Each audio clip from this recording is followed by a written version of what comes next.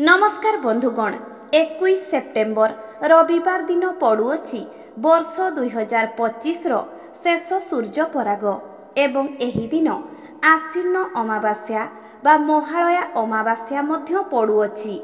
एही दिन सूर्य पराग लागिबा पूर्वरु निज घरर एही स्थान रे चुपचाप रखि दियंतु गोटे मुठा लुण।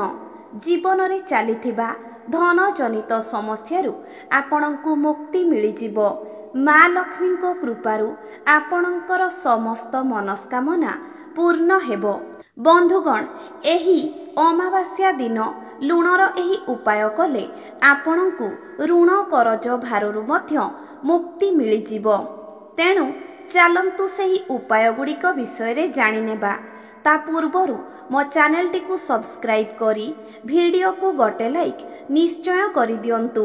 बंधुगणे सूर्य परागटी राति 10:39 रे लागिबो एवं राति 3:23 रे एहा समाप्त हेबो। राति समय रे लागुथिबारु एहा भारत किंबा ओडिसा रे दृश्य हेबो नाही। तेणु हांडी छाड़ पाक त्याग आदि नियम को माना जीव नाही एवं देव नीति को मध्य निषेध करा जीव नाही। बंधुगण जदिओ सूर्य परागटी भारत किंबा ओडिसा रे दृश्य हेउ नाही तथापि भी एहार प्रभाव पृथ्वी उपरे एवं समग्र जीव जगत उपरे पड़िबाकु जाउची।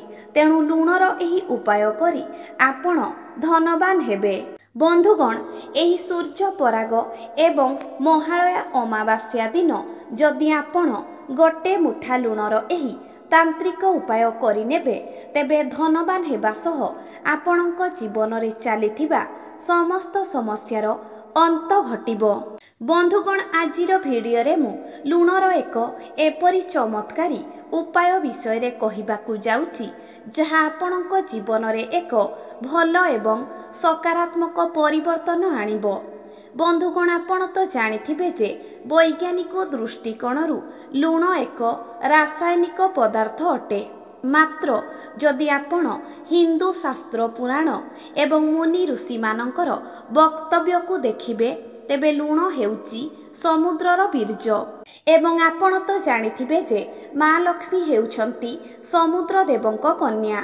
बंधुगण आज मु आपणंकु लुणर किछि गुप्त उपाय कहिबाकू जाउची जहाकू निज जीवन रे प्रयोग कले आपण केउ भी कार्य रे असफल हेबे नाही। आपण जेउ भी कार्य आरंभ करिवे सेथिरे सफल हेबे।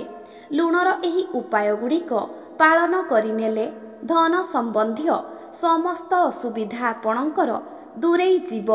जदि आपणक घरे केही व्यक्ति सर्वदा बेमारी रे पड़ी रहुछंती आपणक घरे झगड़ा अशांति लागी रहुची घरर प्रत्येक सदस्य मानक मध्यरे मनांतर मतांतर हेउची आपण ऋण करज भारे बुड़ी रहिछंती चाकिरी क्षेत्र रे आपणकर अनेक असुविधा सृष्टि हेउची किंबा समस्त क्षेत्र रे आपणकर बाधा सृष्टि हेउची तेबे एही सबु उपाय को पालन करिबा द्वारा आपण से समस्त कष्टरू मुक्ति पाई पारिबे। समस्त समस्या समाधान होई जिवो। बंधुगण आपण भाबुथिबे जे लुण एक साधारण जिनिस अटे किंतु लुण भितरे किछि एमिति चमत्कारी गुण लुचि रहिछि जहाकू समस्त लोक जानि नथांती। आपण जदि लुणर एही चमत्कारी गुण एवं उपाय विषय रे जानि नेबे तेबे आपण जीवन रे धन जनित समस्या रे सम्मुखीन हेबे नाही। मनुष्य स्वास्थ्य उपरे मध्य लुणर विशेष भूमिका रहिथाए। खाद्य रे लुणर अभाव हेले मध्य असुविधा होइथाए एवं अधिक हेले मध्य असुविधा देखा दिए। बंधुगण ए भिडियो रे आज मु लुणर किछि तांत्रिक उपाय कहिबाकू जाउची जहाकू जदि आपण निज जीवन रे प्रयोग करंती तेबे आपणकू कौनसी समस्या देई गति करिबाकू पड़िबो नाही। लुण विभिन्न प्रकारर अछि जेमिति कि सैंधव्य लवण जहाकू आमे पहाड़िया लुण भाबरे जानि थाउ। अन्यटी हेउची सामुद्रिक लुण एवं अन्य एक लुण हेउची कला लुण एवं आउ गोटिए लुण हेउची साधारण लुण बा धला लुण। ମାତ୍ର ଜ୍ୟୋତିଷ ଶାସ୍ତ୍ରରେ ଲୁଣକୁ ଚନ୍ଦ୍ର ଏବଂ ଶୁକ୍ର ଗ୍ରହର କାରକ ବୋଲି କୁହାଯାଏ।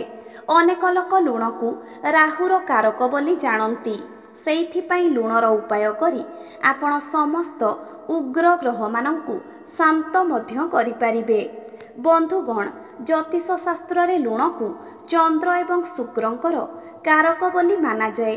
ସେଇଥିପାଇଁ ଯଦି ଆପଣ ଲୁଣକୁ କୌଣସି ଷ୍ଟିଲ୍ କିମ୍ବା ଲୁହାର ପାତ୍ରରେ ରଖୁଛନ୍ତି, ତେବେ ଏପରି କରିବା ଦ୍ୱାରା ଚନ୍ଦ୍ର ଏବଂ ଶନିଙ୍କର ମିଳନ ହୋଇଥାଏ, ଯାହାକି ଅତି ଅଶୁଭ ଏବଂ ଅମଙ୍ଗଳକାରୀ ଅଟେ ଏବଂ ଏହା ଆପଣଙ୍କ ପାଇଁ ଘାତକ ହୋଇଥାଏ।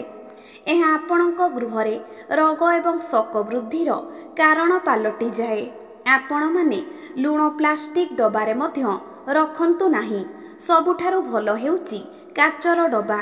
ଆପଣ ଯଦି ଲୁଣକୁ କାଚର ଡବାରେ ରଖିବେ, ତେବେ ଲୁଣର କୌଣସି ଖରାପ ପ୍ରଭାବ ଆପଣଙ୍କ ଉପରେ ପଡ଼ିବ ନାହିଁ। ଯଦି ଜାଣତରେ ହେଉ କି ଅଜାଣତରେ ହେଉ ଲୁଣ ତଳେ ପଡ଼ିଯାଏ, ତେବେ ଏହା ଅତ୍ୟନ୍ତ ଅଶୁଭ ଅଟେ। ଲୁଣ ପଡ଼ିଗଲେ ଏହା ଆପଣଙ୍କ ଘରେ ଋଣ ବୃଦ୍ଧିର କାରଣ ପାଲଟେ ଏବଂ ଘରେ ଛୋଟ ଛୋଟ ସମସ୍ୟା ମଧ୍ୟ ଉତ୍ପନ୍ନ ହୁଏ। ଅନେକ ଲୋକ ଲୁଣ ନେବା ପରେ ସେ ଲୁଣ ହାତକୁ କପଡ଼ାରେ ପୋଛି ଦେଇଥାନ୍ତି, ମାତ୍ର ଏପରି କରିବା ଉଚିତ ନୁହେଁ। ଯଦି ଲୁଣ ତଳେ ପଡ଼ିଯାଏ, ତାକୁ ଆପଣ ହାତରେ ଉଠାଇ ଆଣି ହାତ ଧୋଇ ଦିଅନ୍ତୁ ଏବଂ ଲୁଣ ହାତକୁ କେବେ ବି ପିନ୍ଧା ବସ୍ତ୍ରରେ ପୋଛନ୍ତୁ ନାହିଁ। ଲୁଣକୁ ତଳେ ପକାଇଲେ ଆପଣଙ୍କର ଚନ୍ଦ୍ର ଏବଂ ଶୁକ୍ର ଗ୍ରହ ଦୁର୍ବଳ ହୋଇପଡ଼େ। ଯଦି ଆପଣଙ୍କ କୁଣ୍ଡଳୀରେ ଚନ୍ଦ୍ର ଦୁର୍ବଳ ହୁଅନ୍ତି, ତେବେ ଆପଣଙ୍କ ଗୃହରେ ଅନେକ ପାରିବାରିକ ସମସ୍ୟା ଦେଖାଦେବ ଏବଂ କୁଣ୍ଡଳୀରେ ଶୁକ୍ର ଗ୍ରହ ଦୁର୍ବଳ ହେବା ଦ୍ୱାରା ଆପଣଙ୍କର ଧନ ହାନି ହୋଇଥାଏ ଏବଂ ଘରେ ଆର୍ଥିକ ସମସ୍ୟା ସବୁ ଦେଖା ଦେଇଥାଏ। ଆପଣ ଧ୍ୟାନ ରଖିବେ ଯେ କେବେ କେହି ବ୍ୟକ୍ତିର ହାତକୁ ସିଧାସଳଖ ଭାବରେ ଲୁଣ ଦେବେ ନାହିଁ। ଏପରି କରିବା ଦ୍ୱାରା ସେ ବ୍ୟକ୍ତି ଏବଂ ଆପଣଙ୍କ ଭିତରେ ଥିବା ସମ୍ପର୍କ ଖରାପ ହୋଇଥାଏ। ନିଜ ଘରକୁ ଆପଣ ପ୍ରତିଦିନ ମାନେ ଗୁରୁବାରକୁ ଛାଡ଼ି ସବୁଦିନ ପାଣିରେ ଲୁଣ ମିଶାଇ ଘର ପୋଛିଲେ ଘରୁ ନକାରାତ୍ମକ ଶକ୍ତି ଦୂର ହୁଏ। ବନ୍ଧୁଗଣ, ଆମ ଘରକୁ ପ୍ରତିଦିନ ବିଭିନ୍ନ ଲୋକ ଯିବା ଆସିବା କରିଥାନ୍ତି ଏବଂ ସେମାନଙ୍କ ପାଦରେ ଯେଉଁ ଧୂଳି ଆସିଥାଏ, ତାହା ମଧ୍ୟ ଗୃହରେ ନକାରାତ୍ମକ ଶକ୍ତି ସୃଷ୍ଟି କରିଥାଏ। ସେହି ନକାରାତ୍ମକ ଶକ୍ତିକୁ ଦୂର କରିବା ପାଇଁ ଆପଣ ପ୍ରତିଦିନ ଘର ପୋଛା ପାଣିରେ ଅଳ୍ପ ଲୁଣ ମିଶାଇ ଘରକୁ ପୋଛନ୍ତୁ। ଏପରି କରିବା ଦ୍ୱାରା ଆପଣଙ୍କ ଘର ପବିତ୍ର ହୋଇଥାଏ ଏବଂ ସମସ୍ତ ନକାରାତ୍ମକ ଶକ୍ତି ନଷ୍ଟ ହୋଇଯାଏ, ଯାହାକି ମା ଲକ୍ଷ୍ମୀଙ୍କର ଆଗମନର ବାଟକୁ ଫିଟାଇ ଦେଇଥାଏ। ଧନ ବୃଦ୍ଧି ପାଇଁ ଆପଣ ଏହି ସୂର୍ଯ୍ୟ ପରାଗ ବା ମହାଳୟା ଅମାବାସ୍ୟା ଦିନ କ'ଣ କରିବେ ନା, ଏକ କାଚ ଗ୍ଲାସରେ ଗୋଟେ ଗ୍ଲାସ ପାଣି ନେଇ ସେଥିରେ 1 ଚାମଚ ସାମୁଦ୍ରିକ ଲୁଣ ମିଶାଇ ସେ ଗ୍ଲାସକୁ ନେଇ ଘରର ନୈಋତ କୋଣରେ ରଖିଦେବେ। ଏପରି କଲେ ମା ଲକ୍ଷ୍ମୀ ଅତ୍ୟନ୍ତ ପ୍ରସନ୍ନ ହେବେ ଏବଂ ଆପଣଙ୍କର ଧନରେ ବୃଦ୍ଧି ହେବ। ବନ୍ଧୁଗଣ, ଆପଣମାନେ ନିଜର ବାଥରୁମରେ ଏହି ଦିନ ଲୁଣ ରଖନ୍ତୁ, କାରଣ ଘରେ ସବୁଠାରୁ ଅଧିକ ନକାରାତ୍ମକ ସୃଷ୍ଟି ହେଉଥିବା ସ୍ଥାନ ହେଉଛି ଆମର ବାଥରୁମ। ବାଥରୁମରେ ଲାଟ୍ରିନ୍ ମଧ୍ୟ ସଂଯୁକ୍ତ ହୋଇ ରହିଥାଏ, ଯେଉଁଥିରେ ଆମେ ମଳମୂତ୍ର ତ୍ୟାଗ କରିଥାଉ। ତେଣୁ ସେ ସ୍ଥାନରେ ଅପରିଷ୍କାର ହୋଇଥାଏ। ଏହି ଅପରିଷ୍କାର ସ୍ଥାନରେ ହିଁ ଅଧିକ ନକାରାତ୍ମକ ଶକ୍ତି ସୃଷ୍ଟି ହୁଏ। ତେଣୁ ଆପଣ ନିଜ ବାଥରୁମରେ ଏହି ଦିନ ଗୋଟେ କାଚର ଗିନାରେ କିଛି ଲୁଣ ରଖନ୍ତୁ, ଯାହା ଫଳରେ ସେହି ସ୍ଥାନର ସମସ୍ତ ନକାରାତ୍ମକ ଶକ୍ତି ଗୁଡ଼ିକ ନଷ୍ଟ ହୋଇଯିବ। ଛୋଟ ପିଲାକୁ ଅନେକ ସମୟରେ ନଜର ଲାଗିଯାଇଥାଏ। ତେଣୁ ଯଦି ଆପଣ ଏ ନଜର ଦୋଷକୁ କାଟିବାକୁ ଚାହୁଁଛନ୍ତି, ତେବେ ଆପଣ ଗୋଟେ ମୁଠା ଲୁଣ ନେଇ ନଜର ଲାଗିଥିବା ବ୍ୟକ୍ତିର ମୁଣ୍ଡ ଠାରୁ ପାଦ ପର୍ଯ୍ୟନ୍ତ ବାମରୁ ଡାହାଣକୁ ବୁଲାଇ ଆଣନ୍ତୁ ଏବଂ ଲୁଣକୁ ବେସିନ୍ କିମ୍ବା ସିଙ୍କର ପାଣିରେ ଭସାଇ ଦିଅନ୍ତୁ। ଏପରି କରିବା ଦ୍ୱାରା ସମସ୍ତ ନଜର ଦୋଷ ସମାପ୍ତ ହୁଏ। ବନ୍ଧୁଗଣ, ଯଦି ଆପଣ ବାରମ୍ବାର ରୋଗଗ୍ରସ୍ତ ହେଉଛନ୍ତି ତେବେ ଆପଣ ସର୍ବଦା ପୂର୍ବ ଦିଗକୁ ମୁଣ୍ଡ କରି ଶୁଅନ୍ତୁ ଏବଂ ନିଜ ଶୟନ କକ୍ଷରେ ଗୋଟିଏ ଗିନାରେ ସୈନ୍ଧବ ଲବଣ ରଖିଦିଅନ୍ତୁ। ଏପରି କରିବା ଦ୍ୱାରା ସ୍ୱାସ୍ଥ୍ୟରେ ସୁଧାର ଆସିବ ଏବଂ ରୋଗ ଧୀରେ ଧୀରେ ସମାପ୍ତ ହେବ। ଆପଣ ଏଥିପାଇଁ ସୈନ୍ଧବ ଲବଣ ହିଁ ବ୍ୟବହାର କରିବେ। ବନ୍ଧୁଗଣ, ଯଦି ଆପଣଙ୍କ କୁଣ୍ଡଳୀରେ ଚନ୍ଦ୍ର କିମ୍ବା ମଙ୍ଗଳ ଦୋଷ ଚାଲିଛି ତେବେ ଲୁଣର ପ୍ରୟୋଗ କରି ଆପଣ ସେ ଦୋଷରୁ ମୁକ୍ତି ପାଇପାରିବେ। ବନ୍ଧୁଗଣ, ଯଦି ଆପଣଙ୍କ କୁଣ୍ଡଳୀରେ ଚନ୍ଦ୍ର କିମ୍ବା ମଙ୍ଗଳ ଦୋଷ ଚାଲିଛି ତେବେ ଲୁଣର ପ୍ରୟୋଗ କରି ଆପଣ ସେ ଦୋଷରୁ ମଧ୍ୟ ମୁକ୍ତି ପାଇପାରିବେ। ସେଥିପାଇଁ ଆପଣ 21 ଦିନ ପର୍ଯ୍ୟନ୍ତ ଏହି ଉପାୟଟିକୁ ପାଳନ କରନ୍ତୁ ଏବଂ ଏହି ମହାଳୟା ଅମାବାସ୍ୟା ଦିନ ଏହି ଉପାୟଟିକୁ ଆପଣ ଆରମ୍ଭ କରନ୍ତୁ। ଆପଣ କିଛି ଲୁଣ ନେଇ ନିଜ ଉପରୁ 7 ଥର ବୁଲାଇ ଆଣନ୍ତୁ ଏବଂ ସେ ଲୁଣକୁ ନେଇ କୌଣସି ପ୍ରବାହିତ ଜଳରେ ପକାଇ ଦିଅନ୍ତୁ। ଏହିପରି 21 ଦିନ ପର୍ଯ୍ୟନ୍ତ କଲେ ଆପଣଙ୍କ କୁଣ୍ଡଳୀରୁ ଚନ୍ଦ୍ର ଦୋଷ ଏବଂ ମଙ୍ଗଳ ଦୋଷ ସମାପ୍ତ ହେବ। ଯଦି ଆପଣ ସର୍ବଦା ମାନସିକ ରୋଗରେ ଚିନ୍ତିତ ରହୁଛନ୍ତି, ଆପଣଙ୍କୁ ସବୁବେଳେ ଅସ୍ତବ୍ୟସ୍ତ ଲାଗୁଛି, ତେବେ ଆପଣ ଲୁଣର ଏହି ଉପାୟକୁ ପାଳନ କରନ୍ତୁ। ଅଳ୍ପ କିଛି ଲୁଣ ନେଇ ଆପଣ ନିଜ ମୁଣ୍ଡ ପାଖରେ 7 ଥର ବୁଲାଇ ଆଣନ୍ତୁ। ତାପରେ ଏ ଲୁଣକୁ ନେଇ କୌଣସି ବୃକ୍ଷ ମୂଳରେ ପକାଇ ଦିଅନ୍ତୁ ଏବଂ ଏହି ଉପାୟକୁ ଆପଣ ମହାଳୟା ଅମାବାସ୍ୟା ଦିନ ପାଳନ କରିପାରିବେ। ଏପରି କରିବା ଦ୍ୱାରା ଆପଣ ଧୀରେ ଧୀରେ ସମସ୍ତ ମାନସିକ ଚିନ୍ତାରୁ ମୁକ୍ତ ହୋଇଯିବେ ଏବଂ ଆପଣଙ୍କର ମନ ମଧ୍ୟ ପ୍ରଫୁଲ୍ଲିତ ରହିବ।